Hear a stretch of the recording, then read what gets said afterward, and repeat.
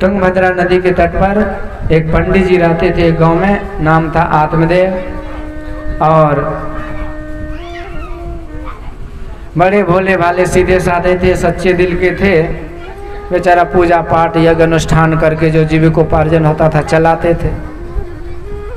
हर जगह पूजा पाठ भक्ति भजन सत्संग में जाते थे। पर हुआ क्या, संजोग देखिए, ये एक दुर्भाग्य ही कहिए कि अच्छे आदमी को अच्छे का संग नहीं मिल पाता है। ये बेमेल हो गया। पंडित, अरे जल्दी बैठिए न रख के। पंडित जी जितने अच्छे थे, सच्चे थे, ठीक उसके विपरीत उसके घर वाले एक नंबर की लड़ाई झगड़ा करने में माहिर थे।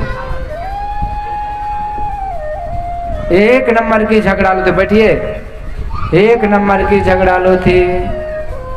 लड़ाई झगड़ा गाली गलौज दंगा फसाद में आगे रहते थे, जिस कारण से आत्मदेव बड़े दुखी रहते थे।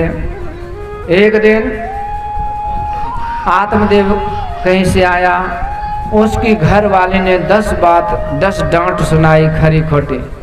आत्मदेव बड़े दुखी हुए, सोचने लगे हमारी घर वाली रोज के रोज गाली गलौज देती है, गांव समाज के लोग ताने बाने मारते हैं, और इसका एक ही कारण है कि हमारे घर में कोई संतान नहीं है, यानी कि हमको कोई बच्चा बुतरू नहीं है। और ये दुनिया के ताने बाने और घर वाले की उल्हाना और गाली गलौज, इससे बढ़िया है ये जीवन तो नरक है, बेटा के बिना तो चलो मर ही जाते हैं। ये नरक गामे जीवन जीने से अच्छा कि दुनिया से ही विदा हो जाएंगे।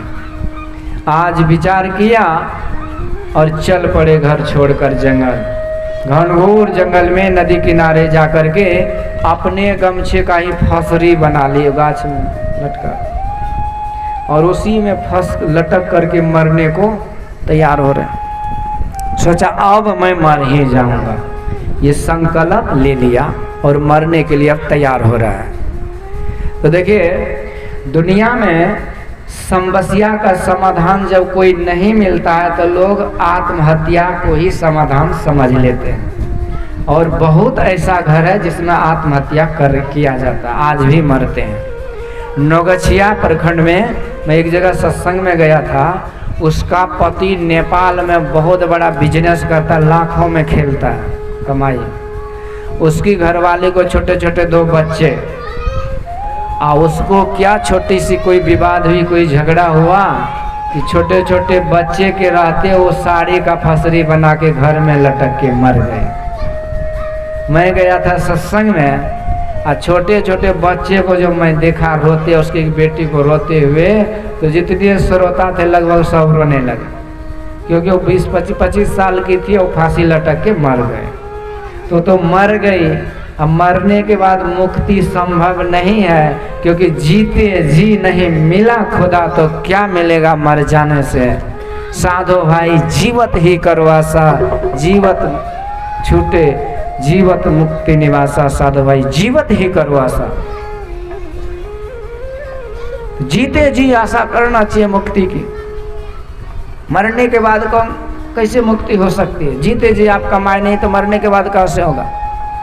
तो जीते जी जो करते वही मरने के बाद मिलता है। जो जीते जी कुछ किए नहीं, फांसी लटक गए, मुक्ति होगी। तो वो तो गए काम से, पर 2-2 को तो 3-3 को अनाथ करके गए कि नहीं, घर को नाश करके गए कि नहीं। तो ये बुद्धि किसने दी उसको फांसी लटक के समाधान निकालने का समस्या का?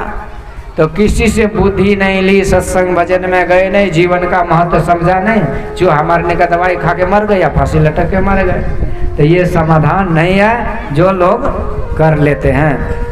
ये मुक्ति, ये छुट्टी का समाधान नहीं है। यदि विपत्ति संकट में हो, दुनिया में सबका दरवाजा बंद हो जाए, तो संत महापुरुष कहते हैं ये सत्संग का दरवाजा, ये संत महापुरुषों का दरवाजा, ये भगवान का दरवाजा तुम्हारे लिए उसी समय खुल जाता है। तुम उसी समय भगवान के शरणागत हो जाओ, उसी समय तुम्हें कोई न कोई मार्ग निकल जाएगा। तो आज ये आत्मदेव ने गलत रास्ता चुन लिया, आत्महत्या करने का विचार किया, चल पड़े जंगल और वहां पर फांसी बना करके लटकने को तैयार हो गया। संकल्प था कि मर ही जाऊंगा, तो रोना आ गया, आंख से अश्रु की धारा बह रही। मरते समय कोई हंसता नहीं, क्योंकि जीवन भर जो कोड़ा है ना, दूसरे का कपाड़ को जो नोचा है, तो उस कारण से जो दूसरों को दुख दिया है, उस कारण से या संसार में इतना वो रच पच गया, इतना मोह ममता से अपने आप को बांध लिया, उस कारण से अथवा बहुत सारे कारणों से उनको बहुत दुख होता है मरते समय। मरते समय को हंसता नहीं। ये बात अलग है कि जो अच्छे कर्म को करते हैं, शुभ कर्मों को करते रहते हुए मरते हैं, तो वो रोते नहीं। कबीरा जब हम पैदा हुए जग हंसे हम रोए, पर ऐसी करनी कर चलो कि तुम हंसे जग रोए। तो ऐसे तो कोई बिरले संत होते हैं जो जीवन को जीत करके जाते हैं, बाकी तो सब जुआरी की तरह हार के चले जाते हैं। हाथ झारी जैसे चला जुआरी, जग जीते जात जुला। कबीर साहब कहते मैं जीत को जीत करके जा रहा हूं। दास कबीर ने ऐसी ओढ़ी ज्यों की त्यों धर दीनी चदरिया जीनी रे बीनी। जैसे शरीर को लाए वैसे स्वच्छ निर्मल शरीर फिर से भगवान को लौटा दिए। अब दूसरा शरीर तो देना ही है, क्योंकि आप क्रेडिट कार्ड पर सरकार ने पैसा दिया, आपने यूज किए पैसा को और फिर समय पर लौटा दी, तो फिर सरकार देता है कि नहीं? यदि खा पी के बैठ गए तो देगा। तो हम लोगों को शरीर मिला, हम लोगों ने मैला करते रहा पाप कर्मों से, और बाद में सिर धुन धुन करके माथा पीटते पीटते मर गया, कुछ हाथ नहीं लगा। एक आदमी बोला हाँ जो इन्हें आ रहे हैं वो इन्हें चले जा रहे हैं। कहते तुम सफेद झूठ बोलते हो, जैसे आए वैसे गए तब तो फायदे हैं, क्योंकि आए थे बहुत कुछ लेकर के। क्या लेकर के आए? कहते कहाँ कुछ लेकर के आए, कुछ नहीं लाए।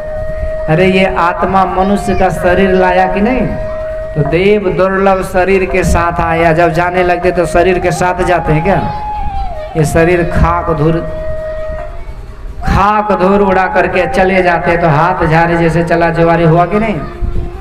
इस तरह से हम जो लेकर के आए, मुट्ठी बांधे आया जग में, हाथ पसारे जाएगा, नाम हरि का जप ले बंदे फिर पीछे पछताएगा। तो यही है, हाथ पसारे जाएगा, शरीर को भी छोड़ के चलेगा। तो कहने का मतलब कि इस तरह से मरते तो सब है, पर कोई कोई ऐसे होते जो हंसते हंसते मरते हैं, शुभ कर्म करने वाले। एक बार एक बाबा महाराज जी नदी किनारे से जा रहे थे, तो 3 मुर्दा को देखा। एक मुर्दा पेट पीट रहा था, दूसरा कपाड़ पीट रहा था, तीसरा मोछ टेर रहा था।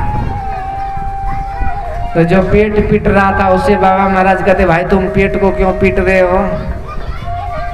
ये पेट डगड़ा थोड़ी है कि पीट रहे हो।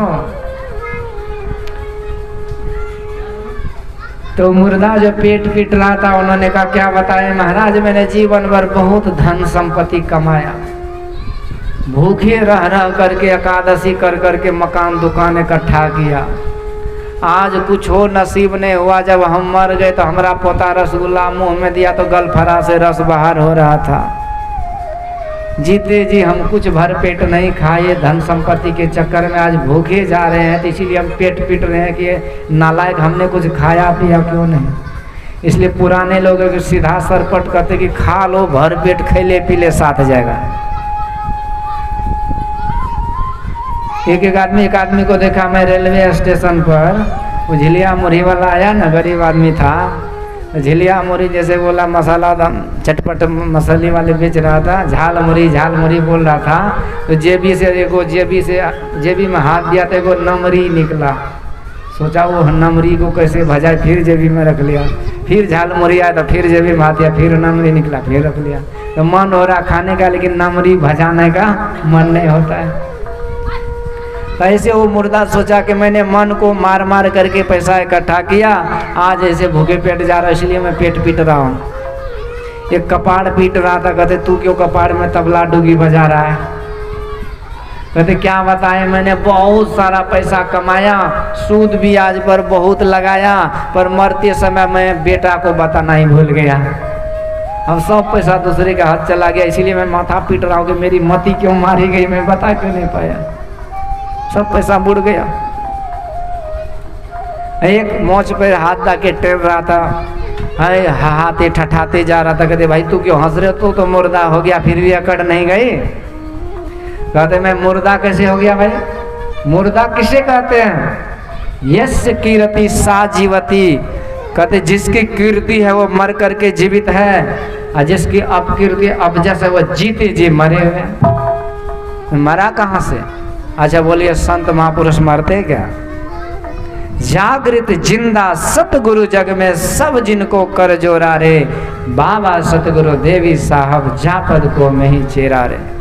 कहते संत सदगुरु जागृत होते हैं, जिंदे होते हैं, क्योंकि वो सबसे बड़े कीर्तिवान होते हैं। देखिए बच्चा सब खुरलुच्ची सब, वो कैसा संस्कार दिया है। तो कहने का मतलब ये है कि मरते नहीं महापुरुष। हर भक्ति सत्संग में मीराबाई, दयाबाई, जनाबाई, सर नरसिंह मेहता, कबीर साहब, गुरु नानक साहब, सब संत महापुरुषों की जीवनी को, उसका गुणगान को गाते हैं, उसकी पूजा करते हैं, उसका जसगान करते हैं। ये महापुरुष मरते थोड़े, ये किसी न किसी रूप में हमारे बीच हैं। सत्संग में, भजन में उनका दर्शन होता है, उनका आशीर्वाद मिलता है। ये नहीं मरते। क्यों नहीं मरते? क्योंकि इन्होंने जीवन में सब कुछ शुभ शुभ किया, अपना कल्याण किए, अमरत्व को प्राप्त किया। कहाँ से मरेंगे? मरते तो हम लोग हैं। तो ऐसे मुर्दा कहा कि हम कहाँ से मर गए भाई? हम तो जीवन भर इतने काम किए, आज सबके सामने हम नाच रहे हैं, सब हमारे वियोग में रो रहे हैं। कहते तो भगवान था, मरे थोड़े, हम लोग के बीच हम लोग क्यों रोए? एक दूसरे को समझा रहे हैं। तो मैंने जीवन भर जब तक रहा दूसरों की भलाई करता रहा। अन्न का जरूरत पड़ा अन्न दान दिया, वस्त्र का वस्त्र दान दिया, पानी दान दिया, भोजन दान दिया, रुपया पैसा, कपड़ा लत्ता, मकान, दारू दवाई, सब कुछ जिसको जो चला बना हमने दिया। आप विचार करके देखिए, हम कहते दुनिया का ठेका लिया हम दूसरे को देने का, पर दुनिया ठेका लिया आपको देने का? दुनिया दे रहा है कि नहीं दे रहा? भगवान कहते प्रकृति तो आपको दिन रात दे ही रही है।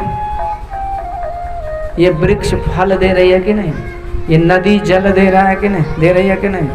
ये हवा पानी, ये जितने कुछ ग्रहण कर रहे हैं, कौन आप बना के लाए हैं क्या?